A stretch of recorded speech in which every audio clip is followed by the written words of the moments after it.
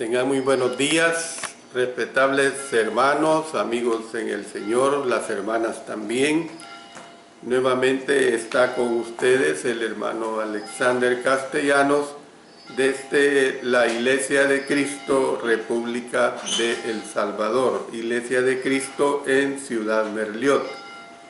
Estamos estudiando el tema que trata sobre el gran diluvio. Ya hemos visto primera y segunda parte y ahora vamos a ver la tercera y cuarta partes. El tema que vamos a ver en esta hora es la maldad del hombre y el juicio de Dios. La maldad del hombre y el juicio de Dios. Y que lo vamos a basar en Génesis capítulo 6, versos 5 al 7. Vamos a leer estos tres versículos para tener una idea de lo que vamos a estar tratando en esta lección de esta hora. Y vio Jehová que la maldad de los hombres era mucha en la tierra, y que todo designio de los pensamientos del corazón de ellos era de continuo solamente el mal. Y se arrepintió Jehová de haber hecho hombre en la tierra, y le dolió en su corazón. Y dijo Jehová: raeré de sobre la faz de la tierra a los hombres que he creado, desde el hombre hasta la bestia, y hasta el reptil y las aves del cielo, pues me arrepiento de haberlos hecho.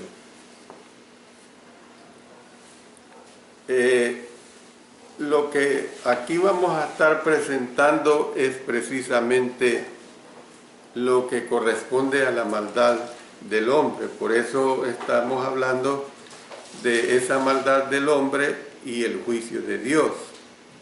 Esta sección es teológicamente muy importante porque ofrece información en tres aspectos.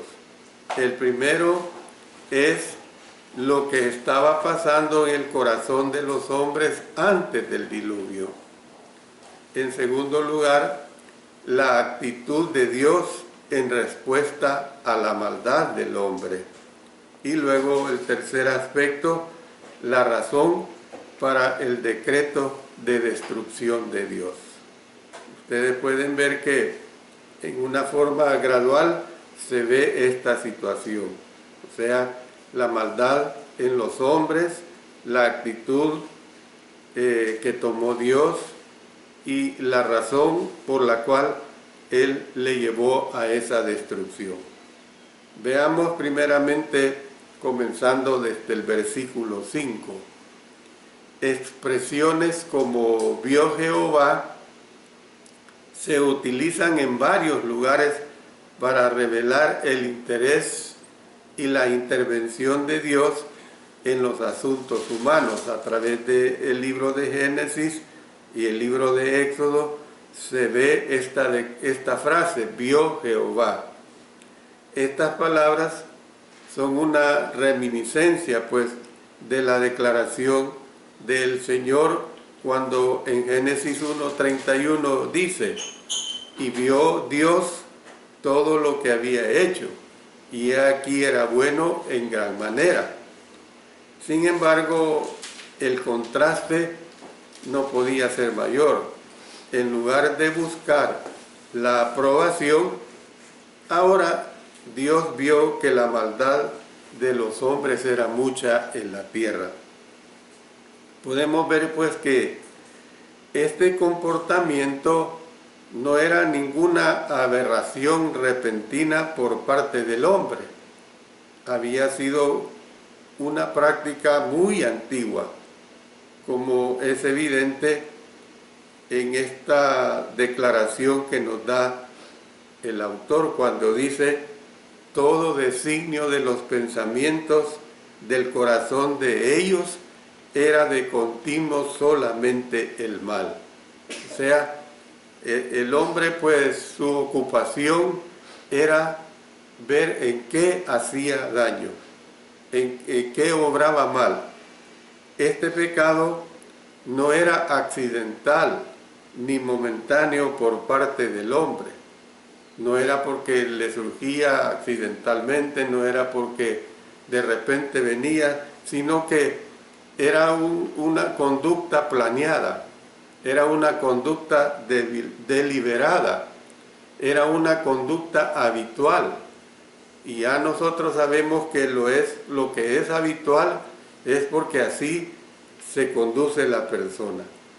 En cada hora del día el hombre estaba ideando mal en su corazón, hasta el punto que le consumió a él y a las personas que le rodeaban. Se había degenerado pues el hombre de una manera totalmente desenfrenada. Claro, hablamos de la maldad del hombre en esa época, pero esto no quiere decir que, hablando del ser humano en general, que ahora en día el hombre es menos corrupto. Siempre el hombre ha sido corrupto y la maldad siempre ha estado en este mundo. El autor vinculó la causa del diluvio con el registro de la caída del hombre en Génesis capítulo 3. En el huerto del Edén, Adán y Eva, ellos desearon el conocimiento del bien y del mal. Entonces, su nuevo conocimiento no resultó ser una bendición, sino que más bien se convirtió en una tragedia, tanto para ellos como para su posteridad. Entonces, la propensión del hombre a idear nuevas formas de practicar el mal casi abrumó su deseo de hacer el bien. O sea, el hombre llegó a un grado que era tanta la maldad o la condición de hacer el mal, que llegó a un punto que no tenía deseo de hacer el bien. Es algo terrible en la conducta del ser humano, y esto sigue siendo así. Hay seres humanos que hacen tanto mal que no pueden estar tranquilos si no están haciendo daño. Bueno, aquí en el versículo 6, la respuesta divina a esa maldad desenfrenada viene a continuación, porque dice: y se arrepintió Jehová de haber hecho hombre en la tierra. Este versículo ha preocupado a algunos debido a la frase se arrepintió Jehová. La Biblia, por supuesto, en otros pasajes dice que es imposible que Dios peque o mienta. Por lo tanto, Él no necesitaría arrepentirse. Y en consecuencia, miren lo que leemos en Números 23, 19. Dios no es hombre para que mienta, ni hijo de hombre para que se arrepienta. Entonces, ¿qué es lo que vemos? Que el verbo hebreo que aparece en Génesis 6, verso 6, se deriva de nachán, nachán con N y M al final.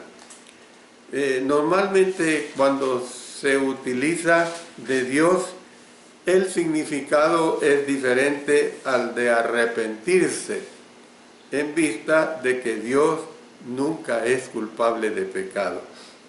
Sin embargo, es cierto que Dios se entristeció, indicando que sintió dolor o pesar por lo que había sucedido. Entonces, ¿qué es lo que nosotros podemos ver? Que Dios efectivamente cambia su actitud para con el hombre, dependiendo de la respuesta del hombre para con su voluntad. No quiere decir que Dios sea caprichoso, demuestra que su soberanía se correlaciona con la responsabilidad humana.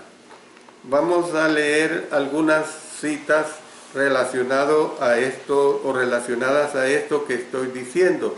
Por ejemplo, vámonos al libro de Éxodo. En Éxodo 32, 12 al 14, dice ahí: ¿por qué han de hablar los egipcios diciendo, para mal los sacó, para matarlos en los montes y para raerlos de sobre la faz de la tierra? Vuélvete del ardor de tu ira y arrepiéntete de este mal contra tu pueblo. Acuérdate de Abraham, de Isaac y de Israel tus siervos, a los cuales has jurado por ti mismo y les has dicho: yo multiplicaré vuestra descendencia como las estrellas del cielo, y daré a vuestra descendencia toda esta tierra de que he hablado, y la tomarán por heredad para siempre. Entonces Jehová se arrepintió del mal que dijo que había de hacer a su pueblo. Hay que ponerle cuidado a esto. Vamos a leer en Jeremías capítulo 18, y vamos a leer de Jeremías capítulo 18 los versos 6 hasta el 10. 6 hasta el 10. Dice: no podré yo hacer de vosotros como este alfarero, oh casa de Israel, dice Jehová. He aquí que como el barro en la mano del alfarero, así sois vosotros en mi mano, oh casa de Israel. En un instante hablaré contra pueblos y contra reinos, para arrancar y derribar y destruir. Pero si esos pueblos se convirtieren de su maldad contra la cual hablé, yo me arrepentiré del mal que había pensado hacerles. Y en un instante hablaré de la gente y del reino para edificar y para plantar. Pero si hiciere lo malo delante de mis ojos, no oyendo mi voz, me arrepentiré del bien que había determinado hacerle. Entonces, estoy diciendo que no quiere decir que Dios sea caprichoso. Demuestra que su soberanía se correlaciona con la responsabilidad humana. El principio, el deseo de Dios era bendecir a la humanidad. Eso fue siempre desde la creación de nuestro Dios. Y así fue. Usted puede, ya lo hemos estudiado en Génesis 1, versos 27 y 28. Todo lo que Él hizo fue bueno. De hecho, fue bueno en gran manera. Cuando Adán y Eva escucharon a la serpiente y pecaron, las maldiciones y las sanciones comenzaron a ponerse en marcha junto con las bendiciones continuas de Dios. O sea, a pesar de ellos, Dios siempre no dejó de bendecir. Durante un largo periodo de tiempo, la humanidad se volvió tan malvada que sus pensamientos y acciones continuamente el mal eran notorias. Y como resultado, dice la Escritura que a Dios le dolió en su corazón, es decir, le causó gran angustia emocional al Señor. Por esta razón, Él cambió de opinión y decidió enviar al antediluviano mundo la maldición física suprema. ¿Cuál fue esa maldición física suprema? La muerte. El verbo que se traduce como entristeció es aksab y funciona como sinónimo de nachán en la primera parte de este versículo 6. Puede referirse al dolor físico, así como a la tristeza emocional. Sin embargo, este último significado, que se refiere al dolor de Dios, es evidente aquí. Entonces, ¿qué es lo que nosotros podemos ver? Que la respuesta de remordimiento de Dios por la humanidad no fue porque la creación haya sido un error divino. Es decir, no tenemos que pensar en eso de que como que fue un error haber hecho la creación de parte de Dios. Su origen se encontraba precisamente en la perversión y el pecado del hombre, que deformaron precisamente la imagen de Dios dentro de él. La creación del hombre no fue el error. En ningún momento hay que pensar eso. Fue la manera equivocada en que el hombre abusó de su libre albedrío, lo que le volvió, por decirlo así, un salvaje violento, un hombre violento. Dios, que es un Dios personal, siente dolor cuando sus personas amadas le traicionan, se deshonran a sí mismos y abusan de sus semejantes. Y eso es lo que causó el dolor y la aflicción indescriptibles en el corazón de Dios. Ahora, yo explico lo siguiente: cuando se habla del dolor de Dios, no lo entendamos desde el punto de vista del dolor humano, porque Dios es Dios.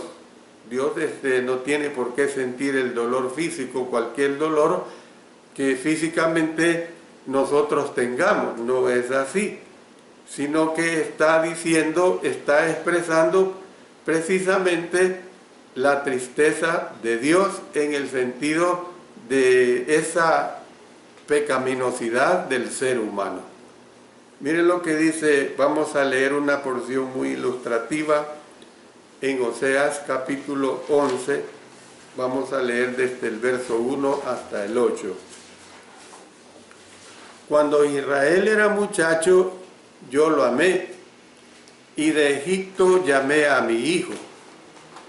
Cuanto más yo los llamaba, tanto más se alejaban de mí. A los Baales sacrificaban, y a los ídolos ofrecían sahumerios. Yo con todo eso enseñaba a andar al mismo Efraín, tomándole de los brazos, y no conoció que yo le cuidaba.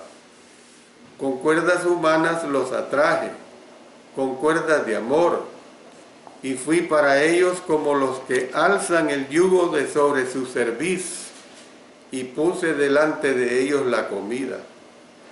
No volverá a tierra de Egipto, sino que el asirio mismo será su rey, porque no se quisieron convertir. O sea, se refiere cuando Asiria los invadió. Caerá espada sobre sus ciudades y consumirá sus aldeas. Las consumirá a causa de sus propios consejos. Entre tanto, mi pueblo está herido a la rebelión contra mí. Aunque me llaman el Altísimo, ninguno absolutamente me quiere enaltecer. ¿Cómo podré abandonarte, oh Efraín? ¿Te entregaré yo, Israel? ¿Cómo podré yo hacerte como Alma o ponerte como Seboín? Mi corazón se conmueve dentro de mí, se inflama toda mi compasión. Oseas 11, 1 al 8. En el versículo 7, en este punto, Jehová anunció su decisión. Dice, después de ver toda esa maldad, pues, ¿cómo lo expresa? Raeré sobre la faz de la tierra a los hombres que he creado, pues me arrepiento de haberlos hecho. El término que se traduce como raeré es la palabra machat, que en realidad quiere decir borrar. Eso es lo que indica raer, es borrar. Es decir, como limpiar o raspar las letras de tinta de un pergamino antiguo. Miren lo que dice, vamos a ilustrarlo con dos citas. En Salmos capítulo 51, versos 1 y 9. Ten piedad de mí, oh Dios, conforme a tu misericordia, conforme a la multitud de tus piedades, borras mis rebeliones. Escondes tu rostro de mis pecados y borra todas mis maldades.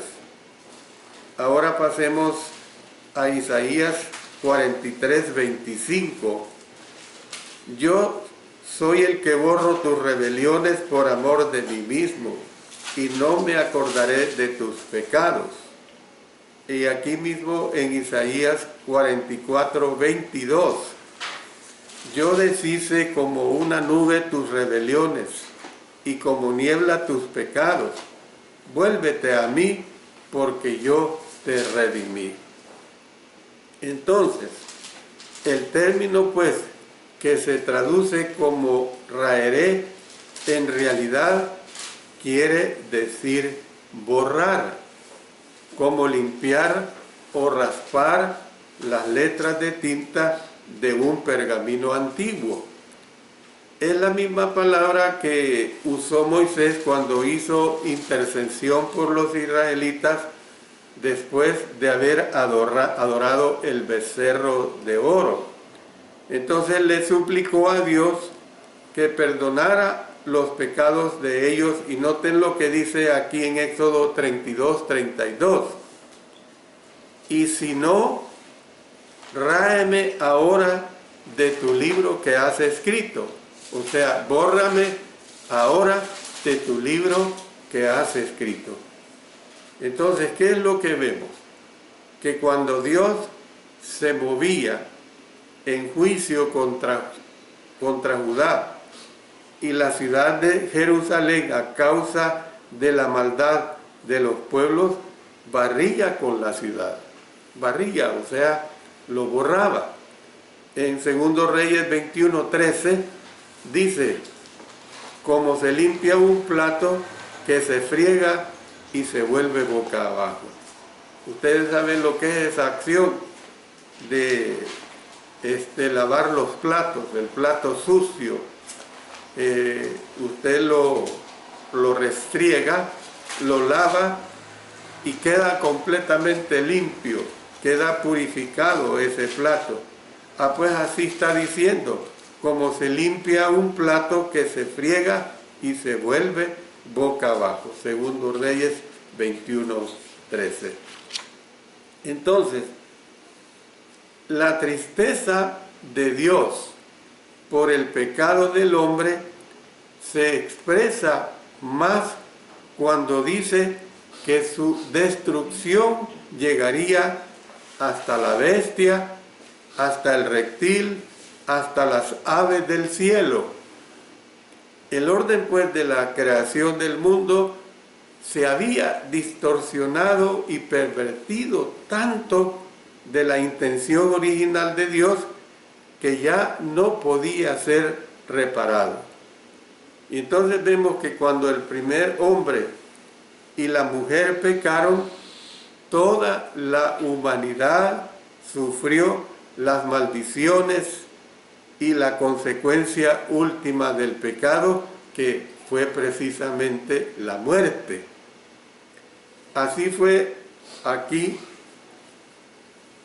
La tierra se había corrompido tanto por la maldad del hombre que los animales, los reptiles, las aves sufrirían el diluvio que limpiaría el mundo de esa contaminación del pecado del hombre.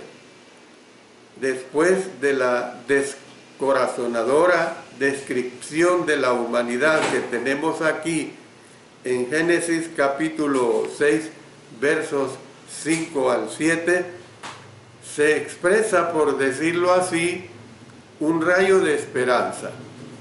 Y vemos que la evaluación que dice que todo designio del corazón de ellos era de continuo solamente el mal, no aplicaba a todas las personas de la tierra. ¿Por qué no aplicaba a todas las personas de la tierra? Porque Noé fue una excepción. Noé fue una excepción y eso es completamente muy claro. Una vez hemos visto esto, veamos otro aspecto muy importante. Y ese aspecto muy importante es al ver que el justo Noé, en contraste con un mundo totalmente corrupto. El justo Noé, en contraste con un mundo totalmente corrupto, y eso lo vemos en Génesis capítulo 6, versos 8 al 12. Noten lo que ahí se expresa. Pero Noé halló gracia ante los ojos de Jehová. Estas son las generaciones de Noé. Noé, varón justo, era perfecto en sus generaciones. Con Dios caminó Noé. Y engendró Noé 3 hijos, a Sem, a Cam y a Jafet. Y se corrompió la tierra delante de Dios, y estaba la tierra llena de violencia. Y miró Dios la tierra, y he aquí que estaba corrompida, porque toda carne había corrompido su camino sobre la tierra. Génesis 6, 8 al 12. Bueno, empecemos con el verso 8. Este versículo comienza con la palabra pero. Cuando usted sabe que se usa la palabra pero, es porque viene una condición o viene una aclaración. Entonces, pero, indicando que Dios vio en Noé una calidad de carácter que era diferente a la del mundo malvado. Porque dice, Noé halló gracia ante los ojos de Jehová, como quien dice, pero Noé halló gracia ante los ojos de Jehová. Hay una versión que consigna este texto y dice que Noé se había ganado el favor del Señor. Evidentemente, porque Noé era justo, porque Noé era perfecto. Si bien esta traducción parece sugerir que Noé fue merecedor del favor de Dios gracias a su justicia, hay que entender lo siguiente, que tal entendimiento es erróneo. ¿Por qué? Porque Dios jamás está en la obligación de otorgarle favor al hombre debido a su justicia. Ninguna persona es completamente justa, perfecta, ni sin pecado. Vamos a leer en Salmos capítulo 14, versos 1 al 3. Dice el necio en su corazón, no hay Dios, se han corrompido, hacen obras abominables, no hay quien haga el bien. Jehová miró desde los cielos sobre los hijos de los hombres, para ver si había algún entendido que buscara a Dios. Todos se desviaron, a una se han corrompido. No hay quien haga lo bueno, no hay ni siquiera uno. Salmo 130, verso 3. Si mirares a los pecados, ¿quién, oh Señor, podrá mantenerse?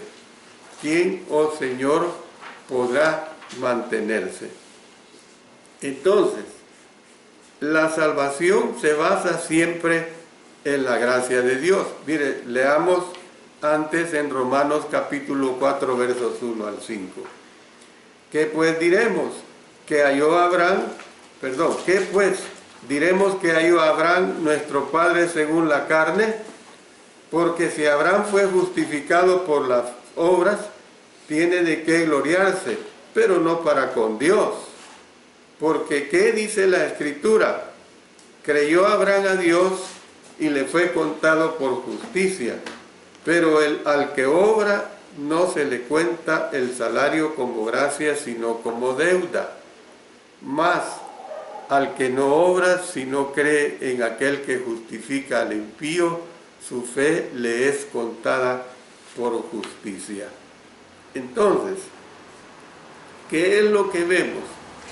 Que ninguna persona es completamente justa, perfecta, ni sin pecado. Pero la salvación se basa siempre en la gracia de Dios. Esto es una realidad. Noten lo que dice Efesios 2, 8 al 10. Porque por gracia sois salvos por medio de la fe. Y esto no de vosotros, pues es don de Dios, no por obras para que nadie se gloríe. Porque somos hechura suya, creados en Cristo Jesús para buenas obras, las cuales Dios preparó de antemano para que anduviésemos en ellas. Entonces, pues, el término que se traduce como gracia es la palabra hebrea chen, así como se oye, chen, que también puede traducirse como favor, porque se da libremente. Se traduce como favor porque se da libremente. En otras palabras, el destinatario que aquí estamos hablando jamás puede ganárselo ni merecérselo. El texto dice, Noé halló gracia o favor ante los ojos de Jehová. Entonces, esta gracia es algo que Noé recibió como regalo. No es algo que se ganó ni logró con su esfuerzo. Sin embargo, por su fe, estaba en condiciones para recibir la gracia de Dios. Ahora, yo lo que estoy haciendo no es desmejorar en ningún momento la conducta de Noé. Él fue justo, fue encontrado justo, pero hay que entender, y lo voy a ilustrar por mi persona. Por muy bueno que yo sea, por muy excelentísimo que sea ante los ojos de Dios, por supuesto, Dios a mí me ayuda no precisamente por esa condición, sino por su gracia.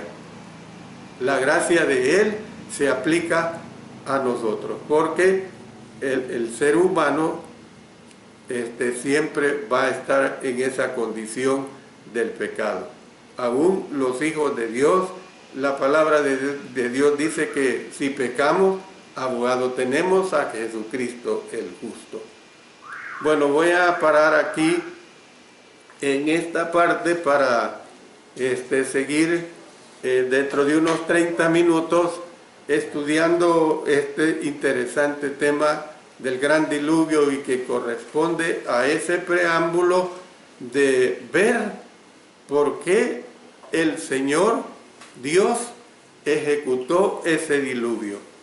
Hay que entender que el diluvio que vio a la humanidad en aquel tiempo no fue una forma antojadiza, o sea, porque a Él le agradó